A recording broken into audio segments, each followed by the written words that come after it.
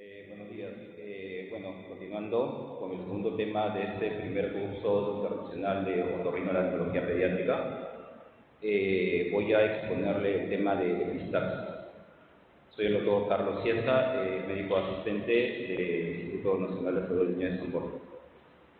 Bueno, la epistaxis, como todos conocen, es una hemorragia que se origina en las fosas nasales, bueno, y también en los senos paranasales, y que se va a exteriorizar a través de los orificios nasales y, bueno, y también por la boca, ¿no?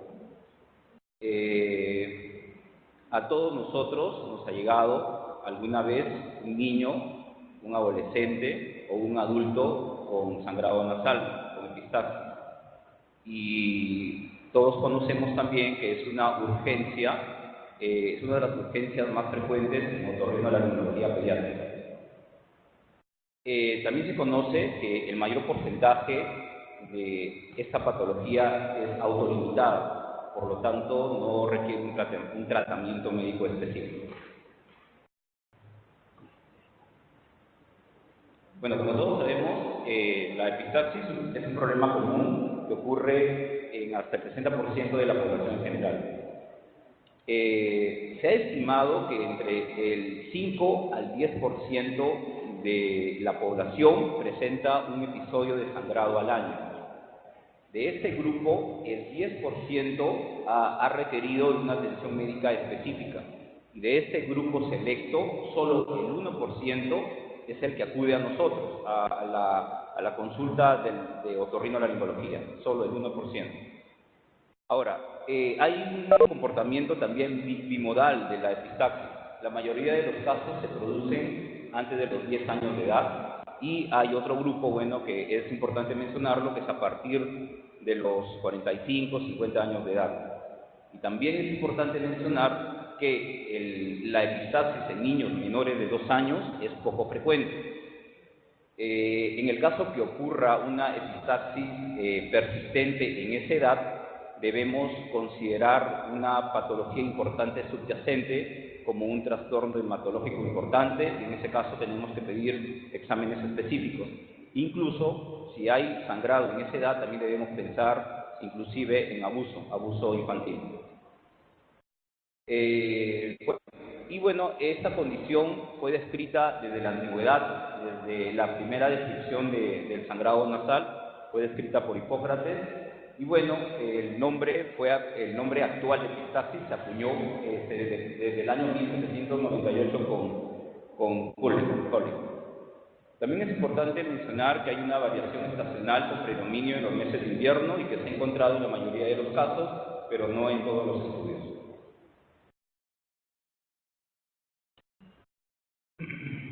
Ahora, todos nosotros también conocemos que las fosas nasales, sobre todo la mucosa nasal, tiene ciertas consideraciones anatómicas y fisiológicas que debemos tener en cuenta para poder realizar un buen manejo de esos pacientes. Entonces, la primera condición anatómica y fisiológica es que es un órgano, sobre todo la mucosa nasal, es un órgano altamente vascularizado, en el cual tiene requerimientos muy elevados debido a su función de calentamiento y humidificación sumamente alta. Ese es un punto importante. Un segundo punto importante que debemos recordar es la vasculatura.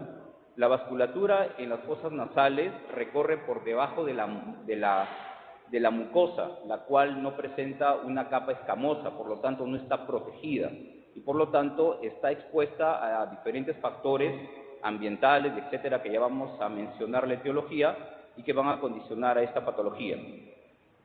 Bueno, otro punto importante a considerar también son las múltiples anastomosis arteriovenosas, ¿no? Que, bueno, van a dar el aporte vascular importante, tanto de la arteria carótida interna y la arteria carótida externa, que son los troncos principales que van a dar las ramas para poder dar la irrigación a la nariz.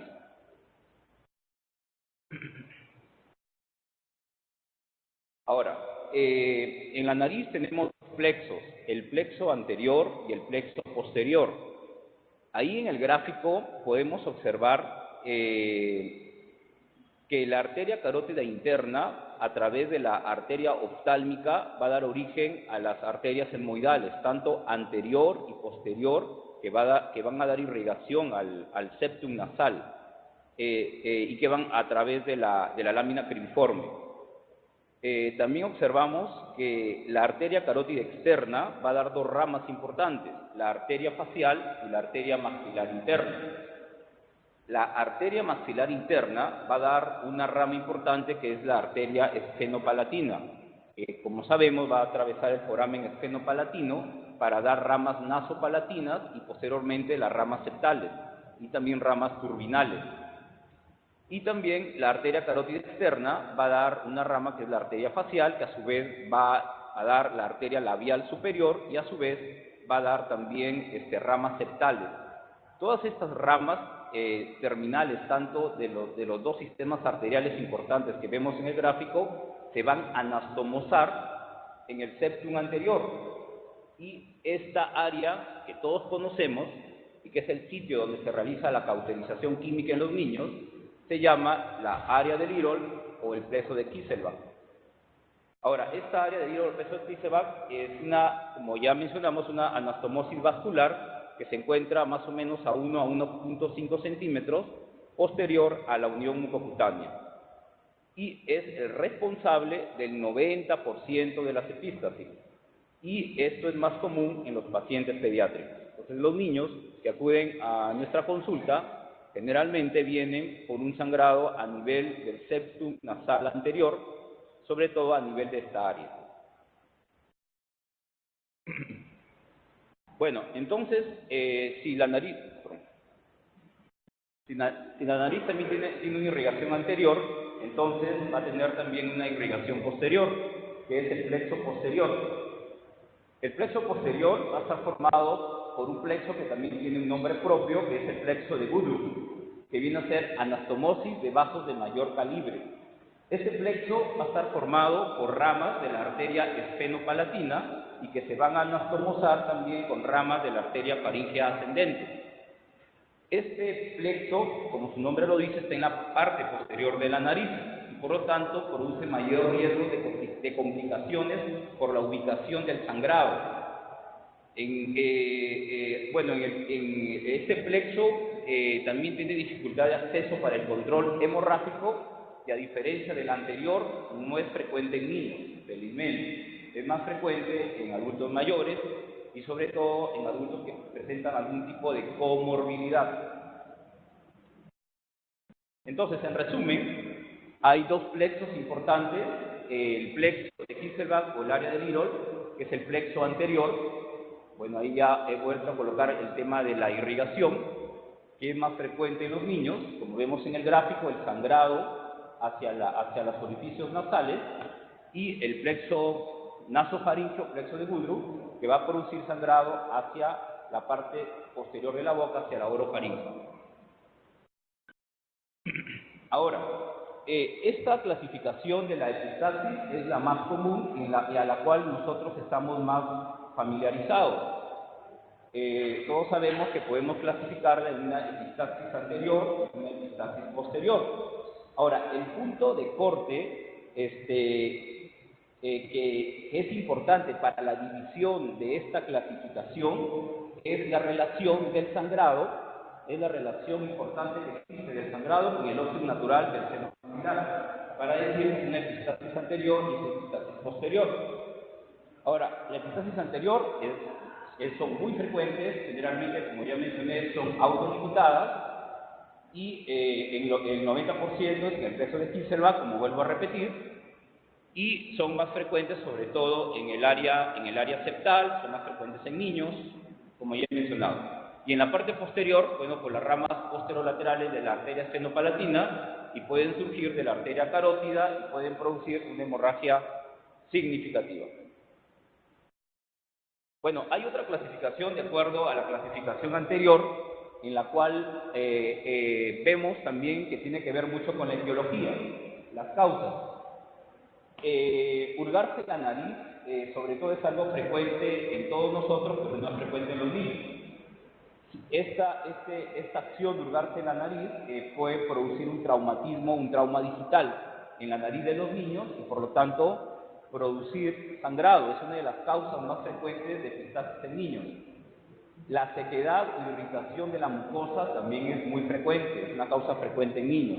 La hiperemia de la mucosa, los cuerpos extraños que ha hablado ya el doctor Ramírez, sobre todo en nariz, pueden producir epistaxis y lo podemos identificar, como todos sabemos, por una rinorrea unilateral fétida. Eso nos indica pues de que probablemente hay un cuerpo extraño en los niños, sobre todo en niños, descoloración crónica y el traumatismo. Y bueno, estas son las clasificaciones, esta es la clasificación de la etiología de otras causas, como anticoagulados, el síndrome de hemorragia telangiectasia hereditaria, que es el Rendu-Osler-Weber, que es una vasculopatía que produce epistaxis también en niños un poco más grandes, en adolescentes. La coagulopatía de von Willebrand y de hemofilia, también hay que considerarlas. Los tumores nasales, el nasoangiosarcoma juvenil, que es el prototipo de tumor benigno más frecuente en hombres, en sexo masculino, en adolescentes, y que va a producir epistaxis recurrente. Y también tenemos hipertensión, que también hay en niños. Los corticoides nasales también pueden producir resequedad de la mucosa nasal y por lo tanto, por el uso indiscriminado también de los corticoides intranasales, puede producir cierto grado de epistaxis. Bueno, y hay otra clasificación que es la más común en los libros, en la literatura, en las definiciones, que son debido a factores locales y factores sistémicos. Como ya hemos mencionado, locales por acción directa sobre la mucosa nasal. Tenemos el trauma, ya dijimos el trauma digital, fracturas nasales, trauma nasal, intubación nasotraqueal. A la hora de colocar la sonda nasogástrica podemos producir cierto grado de epistaxis también, y el uso de los sprays nasales también, que ya mencionamos. Otro factor local importante es la deshidratación y la resequedad. El aire seco, frío, durante la estación de invierno también puede producir sangrado nasal, sobre todo en los niños. El uso de oxígeno suplementario, anormalidades anatómicas también como la desviación septal, el síndrome de nariz vacía, también están asociados a este tipo de sangrado. La alteración del flujo aéreo nasal, rinitis alérgica, rinitis atrófica. El cuerpo extraño que ya mencionamos, vasodilatación en el verano y por exposición al sol, las neoplasias, ya mencionamos el nasoangiofibroma juvenil. Bueno, también hay otros tumores benignos y malignos que pueden producir sangrado, pero que son menos frecuentes, los que están mencionados ahí en la diapositiva. Causas inflamatorias, infecciosas, por infecciones virales de vías respiratorias altas, sinusitis bacterianas o alergias nasales. Postquirúrgicos y iatrogénicos también son causas locales de epistaxis. Y los sistémicos, que son enfermedades que modifican la estructura normal de la mucosa nasal, los vasos que las irrigan, los factores de coagulación. Tenemos vasculares como la hipertensión arterial, la aterosclerosis, las enfermedades hematológicas que ya mencionamos, la enfermedad de Rendu-Osler-Weber, que es frecuente en adolescentes, epistaxis recurrentes, hay telangiectasias o arañas vasculares en la nariz, en la cavidad oral, en los labios, y también hay lesiones viscerales. Y bueno, es importante también considerarla como una causa de epistaxis recurrente y que debemos ponernos alerta en un niño en el cual tiene este tipo de sangrado de manera recurrente y que no responde a los tratamientos que comúnmente utilizamos. Y en ese caso debemos pedir pues exámenes específicos de hemostasia con la ayuda después de hematología. Bueno, y también fármacos y drogas como la aspirina, los anticoagulantes, etcétera, pueden producir sangrado, enfermedades endocrinológicas y también el uso de suplementos alimenticios también puede producir sangrado nasal, como por ejemplo la vitamina E también puede producir sangrado nasal, el uso también de ginkgo biloba, que se ha habido estudios, y también el uso también de valeriana, de jengibre, etcétera, se asocian en parte a sangrado nasal. Bueno, ahí vemos el trauma digital en un niño y en una niña, que es una causa frecuente de epistaxis anterior, que lo vemos en consulta. Vemos las varices sectales en la mucosa nasal, sobre todo en el septum nasal anterior. Y vemos también acá un gráfico de las telangiectasias en un paciente con el síndrome de Olde-Weber-Rennes.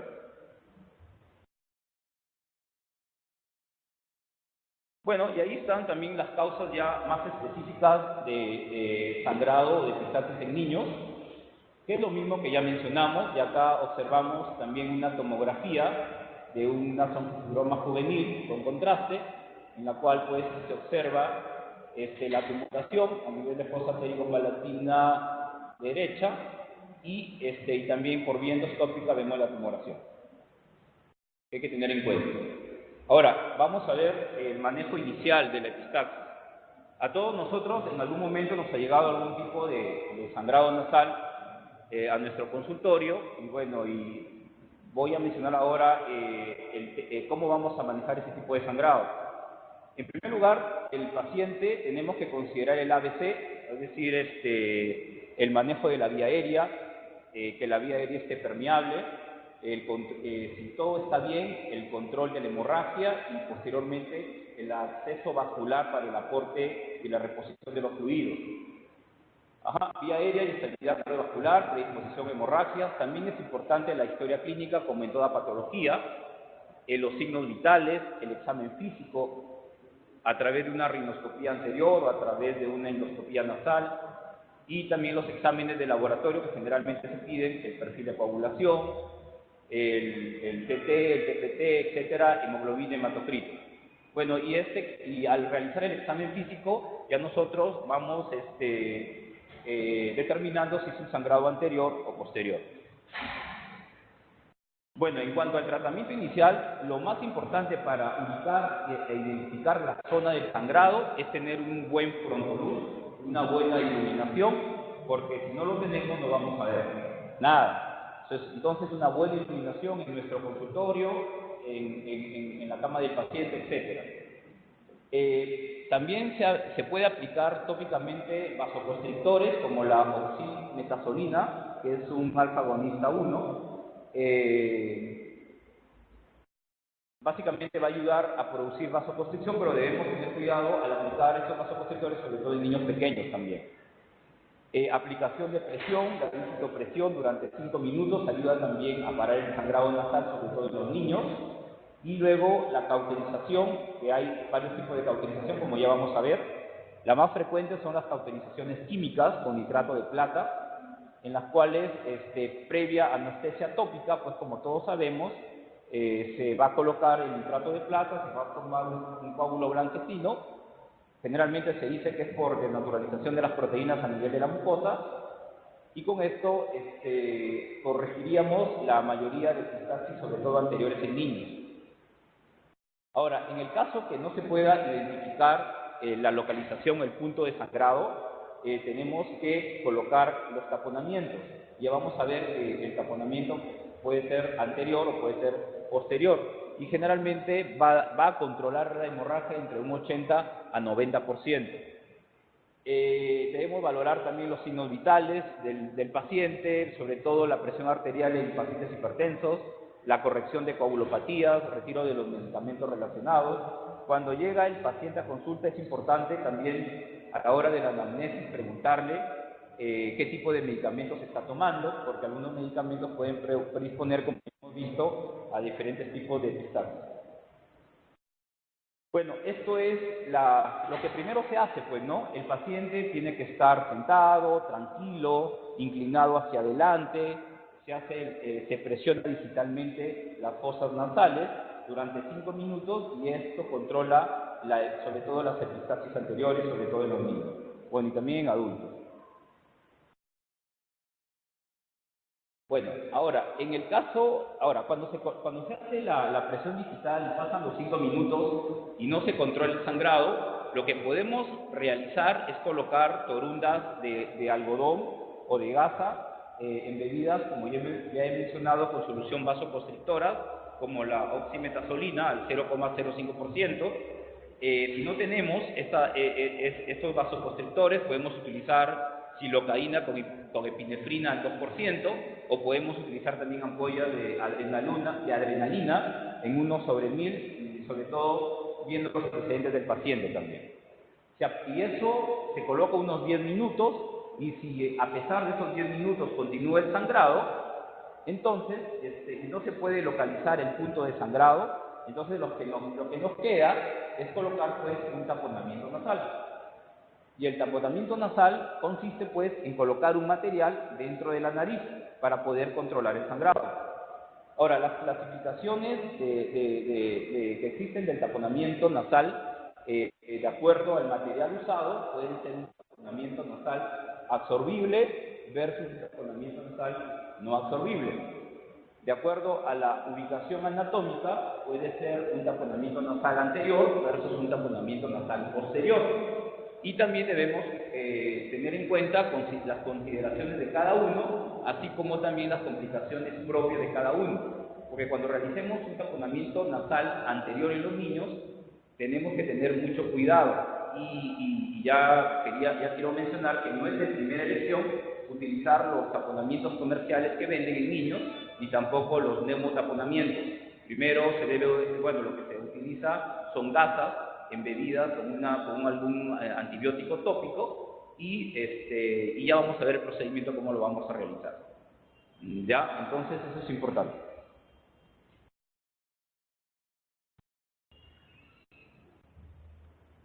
Bueno, en cuanto a la epistaxis anterior y al taponamiento nasal anterior, el taponamiento nasal anterior, como ya hemos mencionado, primero hay que hacer hacemos la cauterización química o eléctrica, el refuerzo nasal con los tapones, las mechas, sobre todo en los niños, las mechas, y luego ya se pueden utilizar otro tipo de materiales en el caso que no responde, en el caso que persiste el sangrado, ¿no? Se pueden utilizar antibióticos, se pueden utilizar una serie de medicamentos también. Y cuando se coloca un taponamiento nasal, sobre todo en los niños, este taponamiento puede estar como máximo 48 horas, y si lo dejamos mucho más días, hay que agregar un antibiótico por vía oral o por vía sistémica para evitar una serie de infecciones, sobre todo sinusitis o otitis media, por la localización del tapón. Entonces, esto es la cauterización química que ya hemos mencionado, que generalmente se utiliza nitrato de plata. Ahora, actualmente hay revisiones en la cual menciona que la concentración más adecuada, sobre todo en niños, es al 75%. Generalmente nosotros usamos al 80%, más que utilizar al 95% o al 50%. Sobre todo porque va a actuar rápidamente para controlar el sangrado y porque produce menos dolor a esa concentración. Bueno, estas son fotografías de cómo se realiza la cauterización química, ¿no? Se coloca una solución tópica, como ya mencioné, luego se realiza la cauterización con nitrato de plata, que es lo más frecuente, se forma un coágulo blanquecino, que es por desnaturalización de las proteínas a ese nivel, y luego de eso se controla el sangrado. Bueno, también hay cauterización eléctrica. En el caso que no se pueda controlar de manera química, se puede realizar una cauterización, una electrocauterización, una cauterización eléctrica. Bueno, y eso en niños pues no se puede, se hace bajo sedación, ¿no? Es imposible hacerlo en el consultorio.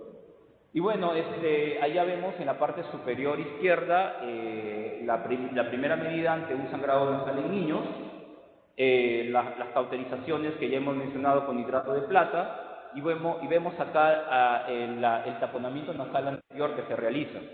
Entonces, en niños, la primera elección son gasas embebidas con antibiótico tópico. El taponamiento puede ser con gasa en empalizada, como se observa en esta figura, en acordeón, como se observa en esta figura.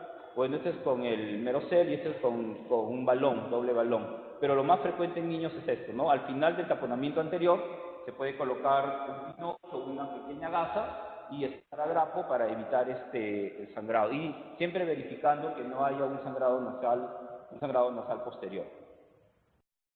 Ahora, en la epistaxis posterior, en el caso que se dé en niños, lo que más frecuentemente utilizamos son dos cosas. La sonda Foley, sobre todo número 10, bueno, y si es un niño más grande, número 14, y debemos colocar en la próxima diapositiva vamos a ver las gráficas.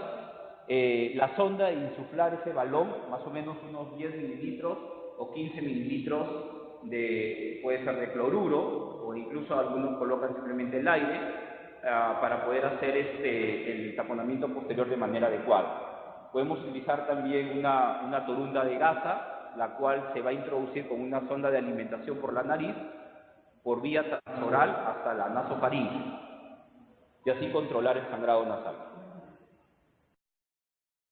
Bueno, así más o menos se hace la torunda de gasa.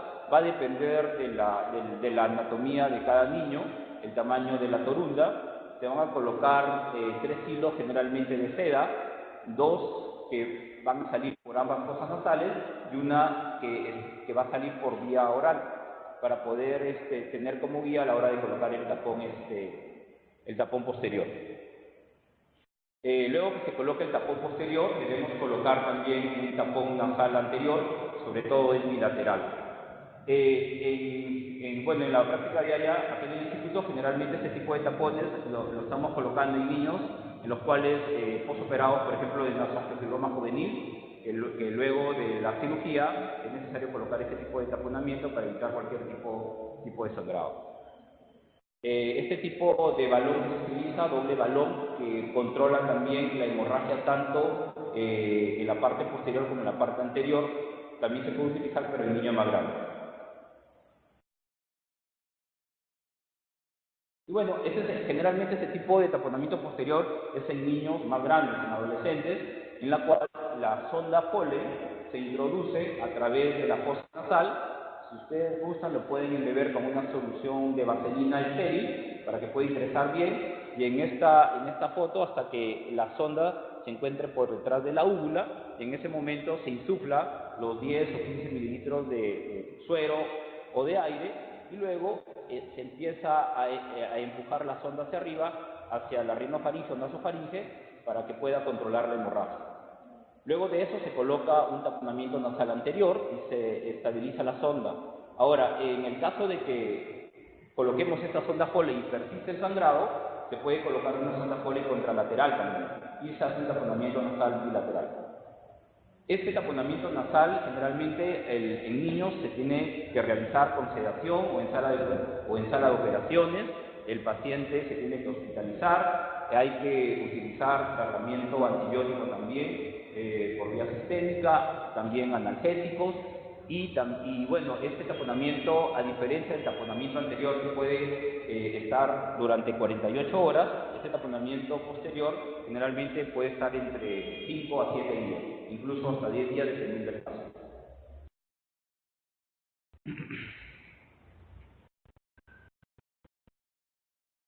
Bueno, acá viene el manejo invasivo o el manejo quirúrgico. Este manejo es excepcionalmente en niños, no es muy frecuente, pero es importante mencionarlo, ¿no? De todas esas ligaduras que observamos ahí, la que se utiliza hoy en día con mucho más frecuencia es la ligadura transversal endoscópica de la arteria esfenopalatina. Es la que se utiliza con mayor frecuencia. Bueno, esto es más frecuente en adultos, excepcionalmente en niños lo realizamos, ¿no?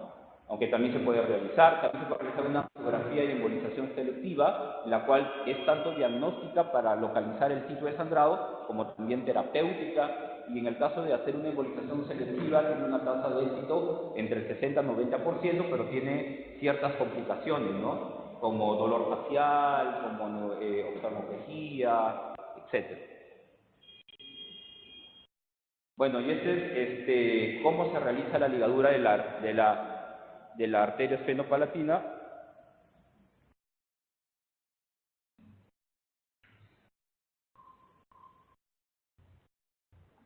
Sí, con la penúltima. Bueno, y lo importante que se debe quedar claro es que para realizar la ligadura de la arteria esfenopalatina debemos realizar primero un levantamiento del colgajo, de la mucosa del colgajo, básicamente a nivel de una referencia importante, que es la cresta etmoidal. la arteria esternocleidomastoidal sobre el hueso palatino. Es donde generalmente se emerge esta arteria y donde la ligadura de esta arteria se puede realizar mediante cauterización con bipolar o mediante también la ligadura mediante clip de titanio. La última, vamos a colocar ya. Entonces, bueno, en resumen, ya para terminar, la epistaxis en niños es muy frecuente y sobre todo en la región septal anterior y generalmente, como sabemos, es autolimitada, no necesita un tratamiento médico específico y que lo podemos corregir de diferentes formas, ¿no? De acuerdo a la anatomía vascular. Bueno, eso es todo en cuanto a la exposición. ¿Una pregunta? Muchas gracias.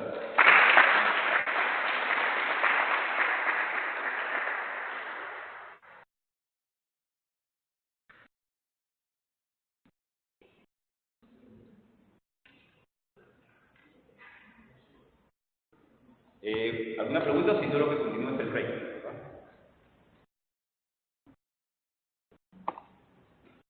No sé si alguno de ustedes tiene alguna experiencia a la hora de realizar algún taponamiento nasal anterior, posterior en niños.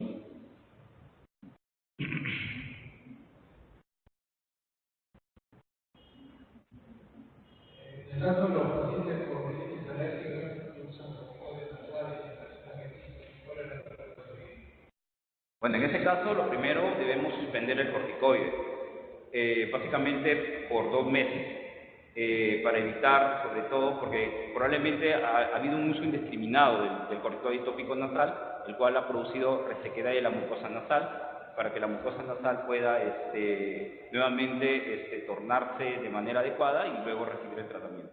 Debemos suspenderlo. Para eso lo suspendemos y utilizamos pues los antihistamínicos, los antileucotrenos, etcétera, para poder controlar la rinitis alérgica en ese paciente. ¿Y las recomendaciones post-cauterización? En el caso de los niños, cuando se hace una cauterización química, generalmente cuando se realiza la cauterización, el niño presenta estornudos, prurito nasal, puede presentar dolor nasal, y generalmente lo enviamos con un antihistamínico por vía oral.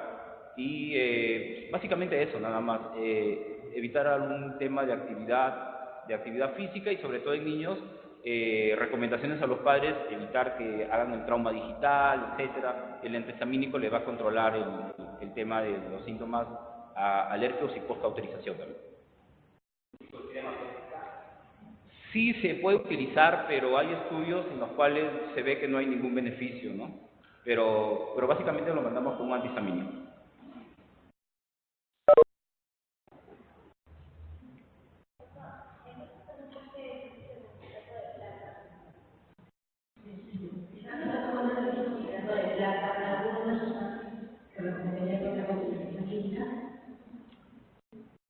Claro, bueno, en el caso de que no haya nitrato de plata, hay otros químicos que se utilizan, pero esos químicos son más en adultos, o sea, la mucosa nasal del niño. Ahora, otra cosa que me olvidé, la cauterización química no se debe realizar en los niños en ambas fosas nasales, porque hay mucho riesgo de perforación septal cuando se realiza eso.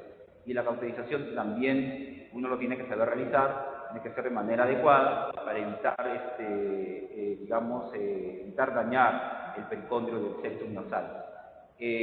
Bueno, en este caso, si no tiene nitrato, debes tomar las medidas que te mencioné, ¿no? Colocar algún vasoconstrictor, en todo caso, silocaína con epinefrina al 2% o adrenalina pura durante 10 o 15 minutos una vez. Y si el sangrado ha disminuido, le colocas otra vez 15 minutos, y si ya continúa sangrando, hay que colocar un taponamiento nasal anterior. ¿Ustedes tienen alguna experiencia con el ácido láctico en niños? Bueno, también se usa, pero es el riesgo que te digo, ¿no? Que puede dañar un poco el pericondrio del septum nasal, sobre todo en los niños. Por eso es que se utiliza con mayor frecuencia el nitrato, como ya mencioné, a una concentración del 75 al 80%. que es lo ideal porque produce menos dolor y se ha visto de que mejora el sangrado rápidamente en los niños. Cuando tenemos un paciente con trastorno de la coagulación, por ejemplo, un pequeño con leucemia, el taponamiento nasal que se realiza es cuando viene a hacerlo con el ácido, cuando viene algo, se debe realizar, y la otra pregunta sobre la literatura con Nicolás Esterichos, ¿es recomendable hacerlo? ¿Es mejor digerirlo? Claro, a ver, los niños que tienen algún trastorno de coagulación, como una vasculopatía, una coagulopatía, una trombocitopenia, son niños especiales porque tienen mayor predisposición a epistaxis recurrente. Ahora, se debe realizar pues un taponamiento nasal anterior como primera línea, y ese taponamiento se debe mantener durante 24 a 48 horas. Lógicamente, si ya pasan los 2 días, a veces nosotros acá, como tenemos muchos niños de este tipo, generalmente el taponamiento anterior lo dejamos 2 o 3 días, al tercer día ya lo retiramos, pero si se necesita dejarse unos días más, se puede iniciar antibióticos para evitar infecciones también. Es en el caso del taponamiento nasal anterior. En el caso de que no se controle con eso, tenemos que realizar un taponamiento nasal posterior. En los niños, generalmente, como ya hemos mencionado, con una sonda Foley o con una torunda de gas. Ahora es importante también mencionar de que todas las epistaxis recurrentes en los niños que se relacionen con un trastorno de coagulación subyacente solamente son el 3%. Y también es importante mencionar que el tipo de trombina, el tipo de trombocitopenia parcial activado, el tipo de protrombina, los exámenes de coagulación no son indicadores específicos de estos trastornos de coagulación. Por eso es importante, o sea, al hacer estos exámenes, si salen normales, no se puede escapar a algún niño con una sintomatología que no está florida, y por eso hay que hacer interconsulta de hematología para que ellos realicen pues, los exámenes específicos para cada fase del hemostasis.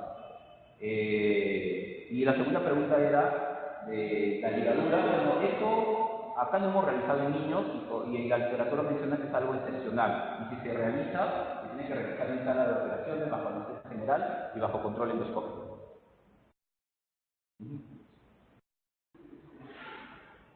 Muy bien, entonces continúa el break. Gracias.